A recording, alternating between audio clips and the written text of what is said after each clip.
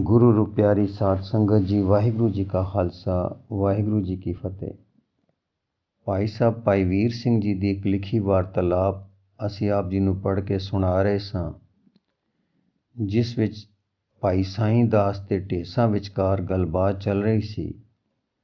ਭਾਈ ਸਾਈਂ ਦਾਸ ਢੇਸਾਂ ਨੂੰ ਸਮਝਾ ਰਹੇ ਸਨ ਕਿ ਅਸੀਂ ਦੁੱਖ ਤੋਂ ਬਚਣ ਲਈ, ਸੁਖੀ ਹੋਣ ਲਈ ਵਾਹਾਂ ਲਾਉਂਦੇ ਹਾਂ, ਪਰ ਫਿਰ ਵੀ ਜੇ ਦੁਖੀ ਰਹਿੰਦੇ ਹਾਂ ਤਾਂ ਕਸਰ ਕਿੱਥੇ ਹੈ। ਉਹ ਪੜਤਾਲ ਚੱਲ ਰਹੀ ਸੀ।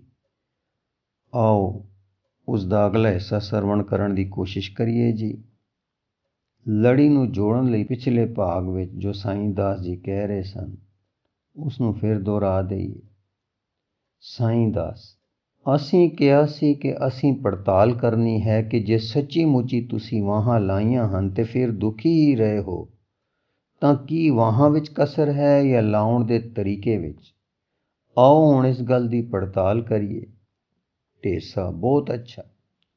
ਸਾਈਂ ਦਾਸ, ਜਦ ਭੁੱਖ ਲੱਗੀ ਤੇ ਵੱਧ ਕੇ ਦੁੱਖ ਬਣਨ ਲੱਗੀ ਤਦ ਤੁਸਾਂ ਕੁਝ ਖਾਧਾ ਤਾਂ ਦੁੱਖ ਦੂਰ ਹੋ ਗਿਆ, ਔਰ ਇਸ ਤੋਂ ਕੋਈ ਫਲ ਐਸਾ ਨਾ ਨਿਕਲਿਆ ਕਿ ਜਿਸ ਤੋਂ ਤੁਹਾਡੇ ਖਾਣ ਦਾ ਸਾਧਨ ਤੁਹਾਨੂੰ ਦੁਖੀ ਕਰੇ। ਢੇਸਾ, ਨਹੀਂ ਸਮਝਿਆ। ਸਾਈਂ ਦਾਸ, ਤੁਸਾਂ ਰੋਟੀ ਖਾਧੀ, ਇਹ ਇੱਕ ਵਾਹ ਸੀ ਜੋ ਭੁੱਖ ਦੇ ਦੁੱਖ ਨੂੰ ਦੂਰ ਕਰਨ ਲਈ ਤੁਸਾਂ ਲਾਈ। ਰੋਟੀ ਖਾ ਕੇ ਕੋਈ ਹੋਰ ਦੁੱਖ ਵੀ ਨਾ ਪੈਦਾ ਹੋਇਆ। ਭੁੱਖ ਦਾ ਦੁੱਖ ਤਾਂ ਮਿਟੀ ਗਿਆ ਸੀ। ਇਸ ਵਾਹ ਲਾਉਣ ਵਿੱਚ ਕੋਈ ਭੁੱਲ ਨਹੀਂ ਸੀ, ਔਰ ਨਾ ਇਸ ਦੇ ਤਰੀਕੇ ਵਿੱਚ ਭੁੱਲ ਸੀ, ਕਿਉਂਕਿ ਇਸ ਦੇ ਫਲ ਵਿੱਚ ਉਹ ਦੁੱਖ ਦੂਰ ਹੋ ਗਿਆ ਔਰ ਹੋਰ ਪੈਦਾ ਨਹੀਂ ਹੋਇਆ। ਢੇਸਾ, ਹੁਣ ਮੈਂ ਸਮਝਿਆ, ਠੀਕ ਹੈ। ਸਾਈਂ ਦਾਸ, ਪਰ ਕਈ ਵਾਰ ਖਾ ਕੇ ਭੁੱਖ ਦਾ ਦੁੱਖ ਦੂਰ ਹੁੰਦਿਆਂ ਸਾਰੀ ਢਿੱਡ ਪੀੜ, ਜਾਂ ਕੁਝ ਸਮਾਂ ਪਾ ਕੇ ਅਜੀਰਣ, ਅਣਪਾਚਾ, ਜਾਂ ਕਈ ਵਾਰ ਫੋੜੇ, ਫਿੰਸੀ ਤੇ ਹੋਰ ਦੁੱਖ ਪੈਦਾ ਹੋਏ ਹੋਣਗੇ। ਢੇਸਾ, ਕਈ ਵਾਰ। ਸਾਈਂ ਦਾਸ, ਉੱਪਰ ਅਸੀਂ ਵੇਖ ਆਏ ਹਾਂ ਕਿ ਜੋ ਸਾਧਨ ਅਸਾਂ ਭੁੱਖ ਦੇ ਦੂਰ ਕਰਨ ਲਈ ਵਰਤਿਆ ਸੀ ਉਹ ਠੀਕ ਸੀ, ਉਸ ਦਾ ਤਰੀਕਾ ਵੀ ਠੀਕ ਸੀ, ਫਿਰ ਇਹ ਦੁੱਖ ਕਿਉਂ ਹੋਏ। ਢੇਸਾ, ਇਸ ਲਈ ਕਿ ਕਦੇ ਵੱਧ ਖਾਧਾ ਗਿਆ, ਕਦੇ ਦੁਸ਼ਪਚ ਪਦਾਰਥ ਖਾਧੇ ਗਏ, ਕਦੇ ਮਾੜਾ ਲਹੂ ਬਣਾਉਣ ਵਾਲੇ ਪਦਾਰਥ ਖਾਧੇ ਗਏ ਤੇ ਕਦੇ ਬਿਨਾਂ ਭੁੱਖੋਂ ਖਾ ਲਿਆ। ਸਾਈਂ ਦਾਸ, ਸਿੱਟਾ ਕੀ ਨਿਕਲਿਆ ਕਿ ਜਦੋਂ ਅਸਾਂ ਨਿਰਾ ਜੀਭ ਦੇ ਰਸ ਨੂੰ ਅੱਗੇ ਰੱਖ ਲਿਆ ਤੇ ਭੁੱਖ ਨਿਵਰਤੀ ਨੂੰ ਅੱਗੇ ਨਾ ਰੱਖਿਆ, ਉਦੋਂ ਦੁੱਖ ਹੋਇਆ। ਢੇਸਾ, ਮੈਂ ਨਹੀਂ ਸਮਝਿਆ। ਸਾਈਂ ਦਾਸ, ਭੁੱਖ ਜਿਸ ਨੂੰ ਇੱਕ ਦੁੱਖ ਜਾਣ ਕੇ ਦੂਰ ਕਰਨ ਲਈ ਤੁਸਾਂ ਵਾਹ ਲਾਈ ਸੀ, ਉਸ ਦੀ ਤਸੱਲੀ ਦਾ ਖਿਆਲ ਭੁਲਾ ਕੇ ਖਾਣਾ, ਨਿਰਾ ਜੀਭ ਦੇ ਸਵਾਦ ਲੈਣ ਦਾ, ਇੱਕ ਵਧੀਕ ਰਸ ਮਾਣਨ ਦਾ ਵਸੀਲਾ ਸਮਝਿਆ, ਤਦ ਸਵਾਦ ਦੇ ਮਾਰੇ ਵੱਧ ਵੀ ਖਾਧਾ ਗਿਆ। ਕਰੜੇ ਪਦਾਰਥ ਵੀ ਸਵਾਦੀ ਹੋਣ ਕਰਕੇ ਖਾਧੇ ਗਏ। ਜੀਭ ਦੇ ਰਸ ਪਿੱਛੇ ਹੀ ਬੇਭੁੱਖੋਂ ਹੀ ਖਾਧਾ ਗਿਆ।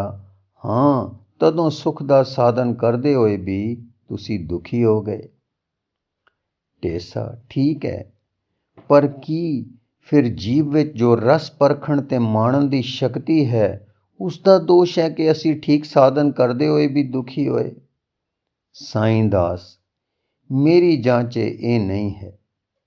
ਜੀਭ ਵਿੱਚ ਸਵਾਦ ਪਰਖਣ ਦੀ ਸ਼ਕਤੀ ਹੈ ਕਿ ਅਸੀਂ ਜੋ ਕੁਝ ਖਾ ਰਹੇ ਹਾਂ ਉਸ ਦੀ ਪਰਖ ਹੋ ਜਾਏ ਕਿ ਕਿਸ ਤਰ੍ਹਾਂ ਦਾ ਹੈ। ਨਾਲੇ ਸਵਾਦ ਨਾਲ ਖਾਦਿਆਂ ਦਿਲ ਖੁਸ਼ ਹੁੰਦਾ ਹੈ ਤੇ ਖਿੜਦਾ ਹੈ। ਤੀਜੇ ਸਵਾਦ ਦਾ ਇਹ ਪ੍ਰਯੋਜਨ ਵੀ ਹੈ ਕਿ ਇਹ ਜੋ ਕੁਝ ਅੰਦਰ ਭੇਜਣਾ ਹੈ ਸੋ ਮੂੰਹ ਛੇਤੀ ਨਾਲ ਅੰਦਰ ਸੁੱਟਣ ਦੀ ਨਾ ਕਰੇ, ਪਰ ਰਸ ਦੇ ਕਾਰਨ ਉਸ ਨੂੰ ਵਧੀਕ ਚਿੱਥੇ ਤੇ ਮੁਲਾਇਮ ਕਰਕੇ ਉਜਰੀ ਵਿੱਚ ਘੱਲੇ, ਤਾਂ ਜੋ ਉਜਰੀ ਦਾ ਕੰਮ ਦੰਦਾਂ ਦੀ ਪੀ ਵਿੱਚ ਸੌਖਾ ਹੋ ਜਾਏ। ਜੇ ਮੂੰਹ ਵਿੱਚ ਰਸ ਦੀ ਪਰਖ ਤੇ ਮਾਣਨ ਸ਼ਕਤੀ ਨਾ ਹੁੰਦੀ, ਤਦ ਇਹ ਕੰਮ ਜੋ ਹਾਜ਼ਮੇ ਦਾ ਪਹਿਲਾ ਕੰਮ ਕਹੀਦਾ ਹੈ, ਮੂੰਹ ਚੰਗੀ ਤਰ੍ਹਾਂ ਨਾ ਕਰਦਾ ਔਰ ਸਰੀਰ ਪੁਸ਼ਟ ਨਾ ਰਹਿੰਦਾ। ਮੂੰਹ ਦਾ ਇਹ ਰਸ ਜੋ ਭੋਜਨ ਦੇ ਪਚਾਉਣ ਲਈ ਅਤ ਲੋੜੀਂਦਾ ਹੈ, ਭੋਜਨ ਨਾਲ ਮੂੰਹ ਵਿੱਚੋਂ ਰਲਦਾ ਹੈ, ਉਹ ਵਧੀਕ ਚਿੱਥੇ ਬਿਨਾਂ ਰਲਦਾ ਨਹੀਂ, ਤੇ ਵਧੀਕ ਚਿੱਥਣਾ ਰਸ ਬਿਨਾਂ ਨਹੀਂ ਹੋ ਸਕਦਾ। ਢੇਸਾ, ਤਦ ਤਾਂ ਰਸ ਦਾ ਦੋਸ਼ ਵੀ ਨਾ ਹੋਇਆ, ਫਿਰ ਦੁੱਖ ਦਾ ਦੋਸ਼ੀ ਕੌਣ ਆਇਆ। ਸਾਈਂ ਦਾਸ, ਕੀ ਕਿਤੇ ਹੋਰ ਥੇ ਦੁੱਖ ਦੀ ਜੜ ਨਹੀਂ ਹੈ। ਢੇਸਾ ਆਪ ਹੀ ਕਿਰਪਾ ਕਰੋ। ਸਾਈਂ ਦਾਸ ਭੁੱਖ ਨੂੰ ਦੁੱਖ ਸਮਝਣਾ ਹੀ ਭੁੱਲ ਨਹੀਂ ਸੀ। ਭੁੱਖ ਇੱਕ ਲੋੜ ਦੀ ਆਵਾਜ਼ ਹੈ ਜੋ ਦੱਸਦੀ ਹੈ ਕਿ ਸਰੀਰ ਦੀ ਪਾਲਣਾ ਕਰਨ ਵਾਲਾ ਸਮਾਨ ਮੁੱਕ ਚੁੱਕਾ ਹੈ। ਹੁਣ ਸਰੀਰ ਜੇ ਰਹੇਗਾ ਤਦ ਆਪ ਨੂੰ ਖਾ ਕੇ ਰਹੇਗਾ ਅਰ ਨਿਰਬਲ ਹੁੰਦਾ ਜਾਏਗਾ। ਇਸ ਦਾ ਉਪਰਾਲਾ ਕਰੋ। ਜੇ ਅਸਾਂ ਵਕਤ ਸਿਰ ਸਾਦਾ ਤੇ ਸਤਿਆ ਦੇਣ ਵਾਲਾ ਭੋਜਨ ਸਰੀਰ ਨੂੰ ਦੇ ਦਿੱਤਾ ਤਦ ਉਹ ਭੁੱਖ ਇੱਕ ਸੱਚੇ ਸੱਜਣ ਦੀ ਤਰ੍ਹਾਂ ਹੋਈ ਕਿ ਜਿਸ ਨੇ ਸਾਨੂੰ ਇੱਕ ਖਤਰੇ ਤੋਂ ਵਕਤ ਸਿਰ ਬਚਾ ਦਿੱਤਾ। ਪਰ ਜਦ ਅਸਾਂ ਉਸ ਸੱਜਣ ਦੀ ਆਵਾਜ਼ ਨਾ ਮੰਨੀ ਤਦ ਸਰੀਰ ਦੁਖੀ ਹੋ ਗਿਆ ਔਰ ਅਸਾਂ ਭੁੱਖ ਨੂੰ ਇੱਕ ਦੁੱਖ ਕਹਿ ਦਿੱਤਾ। ਦੁੱਖ ਅੰਨ ਦਾ ਨਾ ਮਿਲਣਾ ਹੈ। ਭੁੱਖ ਇੱਕ ਲੋੜ ਦੀ ਆਵਾਜ਼ ਹੈ। ਜਦੋਂ ਕਹੀਦਾ ਹੈ ਕਿ ਭੁੱਖ ਇੱਕ ਦੁੱਖ ਹੈ ਤਾਂ ਉਸ ਦਾ ਅਰਥ ਹੁੰਦਾ ਹੈ ਕਿ ਜੇ ਭੁੱਖ ਵੇਲੇ ਅੰਨ ਨਾ ਮਿਲੇ ਤਾਂ ਦੁਖੀ ਹੋਈਦਾ ਹੈ। ਫਿਰ ਇਸ ਭੁੱਖ ਵਾਲੀ ਆਵਾਜ਼ ਦਾ ਮਤਲਬ ਇਹ ਸੀ ਕਿ ਸਿੱਧਾ ਸਾਦਾ ਸੌਖਾ ਪਚਣ ਵਾਲਾ ਤੇ ਤਾਕਤ ਦੇਣ ਵਾਲਾ ਸਾਮਾਨ ਅੰਦਰ ਭੇਜੋ ਔਰ ਉਹ ਮੂੰਹ ਵਿੱਚ ਤਿਆਰ ਕਰਕੇ ਭੇਜੋ, ਕਿਉਂਕਿ ਮੂੰਹ ਵਿੱਚ ਬੈਠੇ ਰਸੂਰੀ ਭੋਜਨ ਨੂੰ ਤਿਆਰ ਕੀਤੇ ਬਿਨਾਂ ਲੰਘਣ ਨਹੀਂ ਦਿੰਦੇ। ਅਸਾਂ ਉਸ ਰਸ ਨੂੰ ਪੇਟ ਦੀ ਸੇਵਾ ਕਰਨ ਵਾਲਾ ਸੱਜਣ ਨਾ ਸਮਝ ਕੇ ਇੱਕ ਰਾਕਸ਼ ਜਾਣ ਕੇ ਜੋ ਕੁਝ ਪਾਇਆ ਉਸੇ ਦੀ ਮੌਜ ਵਾਸਤੇ ਪਾਇਆ ਤੇ ਉਸ ਦੇ ਭੁਲੇਵੇ ਛੇਤੀ ਛੇਤੀ ਖਾਧਾ। ਇਹਨਾਂ ਦੋਹਾਂ ਭੁੱਲਾਂ ਦੇ ਕਾਰਨ ਸੁੱਖ ਲਈ ਹੀਲੇ ਕਰਦੇ ਹੋਏ ਵੀ ਅਸਾਂ ਪੇਟ ਪੀੜਾ ਆਦਿਕ ਹੋਰ ਦੁੱਖ ਖੜੇ ਕਰ ਲਏ, ਸੁਖੀ ਨਾ ਹੋਏ ਤੇ ਹੋਰ ਸੁੱਖਾਂ ਦੀ ਭਾਲ ਵਿੱਚ ਹੋਰ ਯਤਨ ਕਰਦੇ ਰਹੇ। ਢੇਸਾ ਠੀਕ ਹੈ। ਸਾਈਂ ਦਾਸ ਕੀ ਹੋਰ ਸਾਰੇ ਦੁੱਖ ਕੁਛ ਇਸੇ ਤਰ੍ਹਾਂ ਦੇ ਹੀ ਨਹੀਂ ਹਨ। ਢੇਸਾ ਆਪ ਹੀ ਪੜਤਾਲ ਕਰੋ। ਸਾਈਂ ਦਾਸ ਲਓ ਗੁੱਸੇ ਨੂੰ ਲਓ। ਜਦ ਕਿਸੇ ਨੇ ਸਾਨੂੰ ਦੁਖਾਇਆ ਤੇ ਅਸਾਂ ਬਦਲੇ ਲੈਣ ਵਿੱਚ ਸੁੱਖ ਜਾਣ ਕੇ ਆਪਣੇ ਅੰਦਰ ਗੁੱਸਾ ਖੜਾ ਕਰਕੇ ਉਸ ਨੂੰ ਦੁੱਖ ਦਿੱਤਾ ਤਦ ਸਾਡੇ ਅੰਦਰ ਕੀ ਵਰਤਿਆ ਕਿ ਗੁੱਸੇ ਦੇ ਮਗਰੋਂ ਸਾਡਾ ਸਿਰ ਭਾਰਾ ਹੋ ਗਿਆ, ਹੱਥਾਂ ਪੈਰਾਂ ਵਿੱਚ ਕੀਰ ਆ ਗਈ ਤੇ ਮਨ ਉਦਾਸ ਹੋ ਗਿਆ। ਜਿਸ ਵੇਲੇ ਗੁੱਸਾ ਚੜ੍ਹ ਰਿਹਾ ਸੀ ਉਸ ਵੇਲੇ ਲਹੂ ਸਿਰ ਵਿੱਚ ਚੜ੍ਹ ਰਿਹਾ ਸੀ, ਦਿਮਾਗ ਦਾ ਕੰਮ ਤਿੱਖਾ ਹੋ ਰਿਹਾ ਸੀ ਤੇ ਅਕਲ ਦੇ ਉਦਾਲੇ ਹਨੇਰਾ ਛਾ ਰਿਹਾ ਸੀ। ਉਸ ਹਨੇਰੇ ਦੇ ਕਾਰਨ ਜੋ ਕੁਝ ਅਸੀਂ ਬੋਲਦੇ ਤੇ ਕਰਦੇ ਸਾਂ ਸੋ ਦੁਖਾਵਾਂ ਤੇ ਅਕਸਰ ਗਲਤ ਹੁੰਦਾ ਸੀ। ਉਸ ਵੇਲੇ ਦੇ ਕੀਤੇ ਤੇ ਕਹੇ ਦੇ ਅਨੇਕਾਂ ਕਲੇਸ਼ ਪਿੱਛੋਂ ਨਿਕਲੇ। ਢੇਸਾਂ ਪਰ ਭੁੱਲ ਨਾ ਫੜੀ ਗਈ ਕਿ ਕਿੱਥੋਂ ਵਸਦੀ ਸੀ। ਸਾਈਂ ਦਾਸ ਭੁੱਲ ਇੱਥੇ ਵਸਦੀ ਸੀ ਕਿ ਗੁੱਸਾ ਜਿਸ ਨੂੰ ਅਸਾਂ ਖੜਾ ਕੀਤਾ ਹੈ ਉਹ ਸਾਡੇ ਅੰਦਰ ਇੱਕ ਬਹਾਦਰੀ ਦੀ ਤਾਕਤ ਹੈ ਜੋ ਹੌਸਲੇ ਤੇ ਧੀਰਜ ਦੇ ਰੂਪ ਵਿੱਚ ਅੰਦਰ ਵਸਦੀ ਹੈ। ਜਦ ਸਾਡੀ ਮਰਜ਼ੀ ਦੇ ਉਲਟ ਸਾਮਾਨ ਬੇਵੱਸੇ ਆ ਜੁੜਦੇ ਹਨ ਤੇ ਸਾਨੂੰ ਦੁਖੀ ਕਰਨ ਲੱਗਦੇ ਹਨ ਤਦ ਉਹ ਤਾਕਤ ਅੰਦਰੋਂ ਹੌਸਲਾ ਤੇ ਧੀਰਜ ਉਸ ਦੁੱਖ ਦਾ ਅਸਰ ਨਹੀਂ ਹੋਣ ਦਿੰਦੀ ਤੇ ਉਹ ਢਾਲ ਦਾ ਕੰਮ ਦਿੰਦੀ ਹੈ। ਜਾਂ ਇਉਂ ਵੀ ਬਾਜ਼ੇ ਵੇਲੇ ਹੁੰਦਾ ਹੈ ਕਿ ਮਿਥ ਲਓ ਇੱਕ ਸ਼ੇਰ ਨੇ ਸਾਡੇ ਤੇ ਹੱਲਾ ਬੋਲਿਆ ਹੈ ਤਾਂ ਗੁੱਸਾ ਸਾਡੀ ਜਾਨ ਬਚਾਉਣ ਲਈ ਵਾਧੂ ਬਲ ਸੁਰਜੀਤ ਕਰਕੇ ਉਸ ਨੂੰ ਜਿੱਤ ਲਓ ਤੇ ਜਾਨ ਬਚ ਜਾਓ। ਬਾਜ਼ੇ ਵੇਲੇ ਸਾਡੀ ਹਉ ਨੂੰ ਜਦ ਅੱਗੋਂ ਰੋਕ ਪਵੇ ਤਾਂ ਰੋਕ ਤੋੜਨ ਲਈ ਗੁੱਸਾ ਚੜ੍ਹਦਾ ਹੈ। ਸੋ ਗੁੱਸੇ ਚੜੇ ਵਿੱਚ ਅਸੀਂ ਗੁੱਸੇ ਨੂੰ ਨਿਰੀ ਤਲਵਾਰ ਬਣਾ ਕੇ ਅਗਲੇ ਨੂੰ ਫੜਦੇ ਹਾਂ। ਜੇ ਸਾਡੇ ਅੰਦਰ ਹੌਸਲਾ ਤੇ ਧੀਰਜ ਕਾਇਮ ਰਹਿੰਦਾ ਹੈ ਤਾਂ ਅਸੀਂ ਹੋਰ ਤਰ੍ਹਾਂ ਉਸ ਰੋਕ ਨੂੰ ਨਜਿੱਠਦੇ ਤੇ ਆਪਾ ਕ੍ਰੋਧ ਅਗਨੀ ਵਿੱਚ ਪਾ ਕੇ ਅਗਲੇ ਨੂੰ ਸਾੜਨ ਦੀ ਨਾ ਕਰਦੇ। ਢੇਸਾ ਤਦ ਕੀ ਮਨੁੱਖ ਕਬੂਤਰ ਦੀ ਤਰ੍ਹਾਂ ਬਿੱਲੀਆਂ ਦਾ ਖਾਜਾ ਬਣੇ ਤੇ ਵੀਰ ਨਾ ਬਣੇ।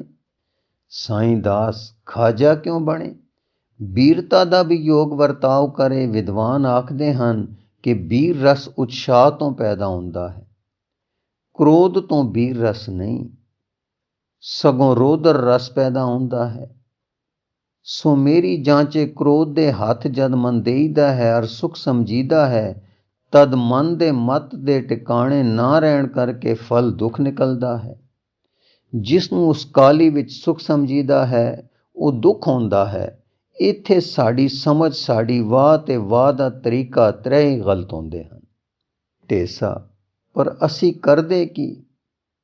ਸਾਈਂ ਦਾਸ ਆਓ ਵਿਚਾਰ ਕਰੀਏ। ਜੇ ਅਸੀਂ ਆਪਣੇ ਧੀਰਜ ਤੇ ਹੌਸਲੇ ਨੂੰ ਆਪਣੇ ਰੂਪ ਵਿੱਚ ਰੱਖਦੇ, ਅੰਗੂਰਾਂ ਨੂੰ ਤਰਕਾ ਕੇ ਜਿਕੋਂ ਸ਼ਰਾਬ ਬਣਾਈ ਦੀ ਹੈ ਉਕਰ ਕ੍ਰੋਧ ਵਿੱਚ ਨਾ ਪਲਟਦੇ, ਤਦ ਸਾਡੀ ਅਕਲ ਸਾਫ਼ ਰਹਿੰਦੀ।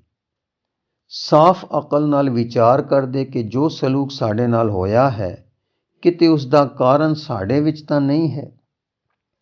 ਜੇ ਸਾਡੇ ਵਿੱਚ ਨਿਕਲਦਾ ਤਦ ਕ੍ਰੋਧ ਵਿੱਚ ਭੜਕ ਉੱਠਣ ਦੀ ਥਾਂ ਹੀ ਕੋਈ ਨਹੀਂ ਸੀ।